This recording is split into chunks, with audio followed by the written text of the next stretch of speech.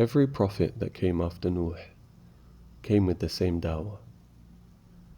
And the reason for his people to push away that dawah so strongly was the same reason that the following generations pushed it away. Why did the polytheists stick so strongly to shirk and push away the dawah the way that they did? It was not the idols and statues that persisted in calling the polytheists to worship other than Allah. The people said they were worshipping Wad, Suwa, Yaghuth, Ya'uq and Nasr. They said that they were obeying the idols who were giving them commands.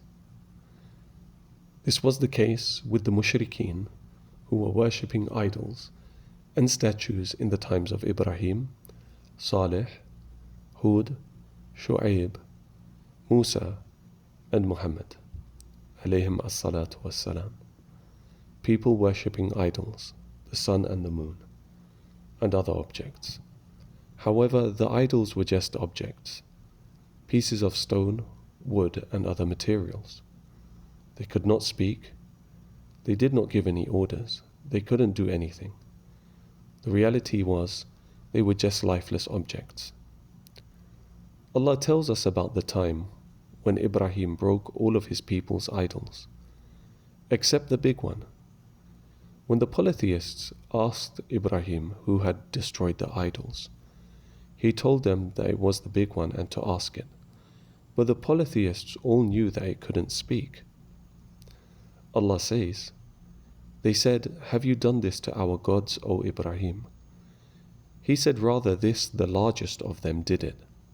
So ask them if they should be able to speak."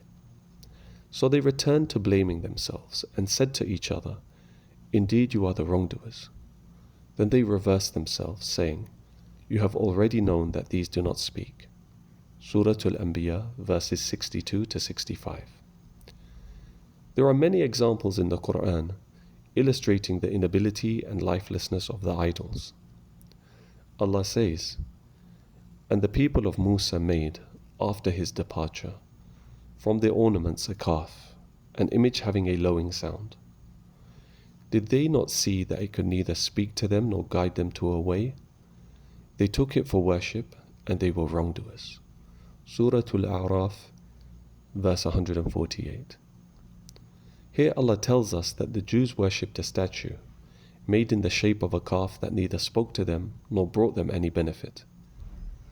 Allah says, did they not see that it could not return to them any speech, i.e. response, and that it did not possess for them any harm or benefit?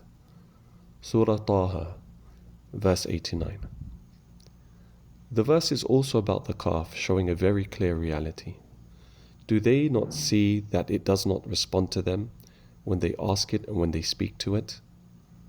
Allah says, "Say, shall we invoke instead of Allah that which neither benefits us nor harms us, and be turned back on our heels after Allah has guided us? We would then be like one whom the devils enticed to wander upon the earth confused, while he has companions inviting him to guidance, calling, 'Come to us.' Say, indeed the guidance of Allah is the only guidance, and we have been commanded to submit to the Lord of the worlds." Surah Al-An'am, verse 71. Allah says, they worship other than Allah, that which neither harms them nor benefits them, and they say these are our intercessors with Allah. Say, do you inform Allah of something He does not know in the heavens or on the earth?